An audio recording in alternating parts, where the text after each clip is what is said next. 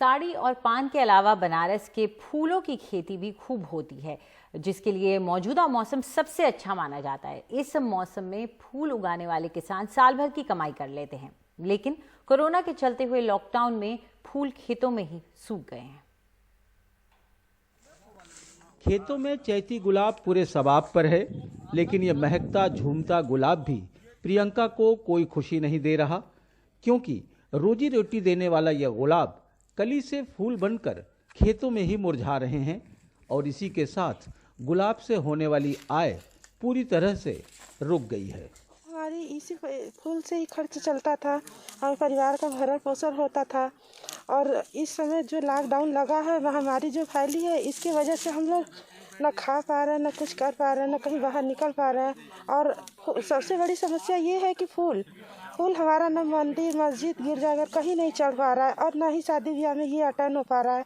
और हम लोग बहुत बर्बाद हो चुके हैं, जो कि आय इसी से हम लोग का होता था, परिवार खर्च इसी से चलता था, जो कि हम लोग एकदम मायूस हो चुके हैं। और आखिरी उम्मीद यही थी कि हमारी फूल ही हमारी ज़िंदगी थी, कि हम लोग इसी से खाते थे, नहाते थे, हर एक बच्चे बाल बच्चे सब कुछ।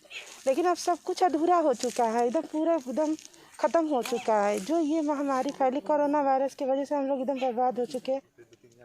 प्रियंका की तरह ही प्रेम कुमार के 10 बिस्सा खेत में गेंदा लहलहा रहा है, लेकिन वो बाजार नहीं पहुंच पाया। प्रेम के खेत से सटे ही मेवालाल भी इस पूरे सीजन कोई बोहनी नहीं कर पाए, जबकि हर साल इस सीजन में 3 से 4 लाख तक की कमाई कर लेते थे। आमदनी के साथ दोनों बेटे और दोनों बेटियों की पढ़ाई पर भी कोरोना के चलते ग्रहण लग गया। अब उन्हें डर है कि कोरोना के चलते कहीं भूख से ही जान न चली जाए। दुखी है साहब, इसलिए कि आज सीजन तक बोहनी बट्टा नहीं हुआ। कम से कम 4-6-10 हज़ार माला हमने फेंकवा दिया कूड़े में। और यहाँ फूल पेड़ बीज भी तैयार है, वो भी नहीं बिक्री हो रहा है। कोरोना जो लग गया, कोई आ ही नहीं रहा बाहर से। नहीं, इधर लखनऊ बाराबंकी, इधर बिहार तक सभी लोग पेड़ जाते थे हमसे। अब हम बच्चों को क्या पढ़ाएं, क्या खाना खाएं, क्या सब मुसीबत हम पर आ पड़ी है। अब हमें कोई रहना से मर रहे थे, अब हम इसे भोजन बिना मर जाएंगे। हमारे पास बस यही 10 बिस्सा खेत है, इसी में फूल पत्ती लगाते हैं, इसी से हमारा बाल बच्चा जीता है।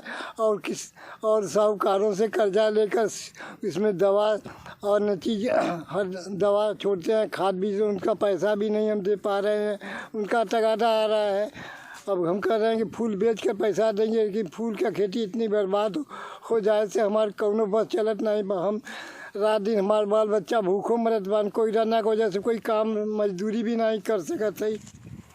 बनारस में फूल की खेती करने वाले तकरीबन 10,000 किसान हैं, जो 1 बिस्सा से लेकर 10 बिस्सा तक के खेत में फूलों की खेती करते हैं। गुलाब की खेती में प्रति बिस्सा 5,000 का खर्च, गेंदे के खेती में प्रति बिस्सा 3,000 का खर्च आता है। अच्छे उत्पादन से आमदनी पूरे सीजन में लाखों की होती है। बनारस में हर साल करोड़ों के फूलों का कारोबार होता है, लेकिन ये किसान आम किसानों की तरह किसी दैवी आपदा में सरकार से लाभ नहीं ले पाते।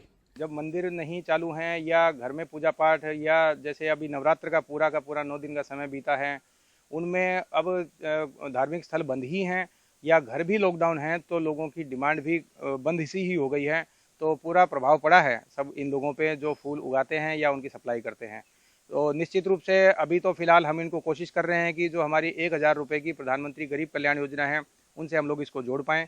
तो जो भी लोग धार्मिक कार्यों से जुड़े हैं, उनके सभी के लिए हम लोग कोशिश करेंगे प्रधानमंत्री गरीब कल्याण योजना में जुड़ें। बनारस के खेतों से ये फूल उत्तर प्रदेश के कई जिलों के अलावा पड़ोसी बिहार, मध्य प्रदेश राज्यों के साथ ही नेपाल तक जाते हैं।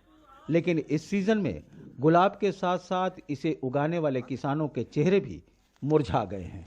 मंदिरों के शहर बनारस में फूलों की खेती करने वाले किसानों की तादाद बहुत बड़ी है, लेकिन जब भी देश में किसी तरीके की आपदा होती है तो उसमें ये किसान कहीं नेपथ्य में गुम हो जाते हैं, इन तक मदद नहीं पहुंच पाती है। इस लॉकडाउन के दरमियान भी इनकी पूरी फसल चौपट हो गई और इनका सबसे बड़ा नुकसान हुआ है। ऐसे में सरकार के अगर मदद के हाथ इनकी तरफ बढ़े तो इनका फायदा हो सकता है। वाराणसी से अनुज के साथ अजय सिंह, NDTV इंडिया।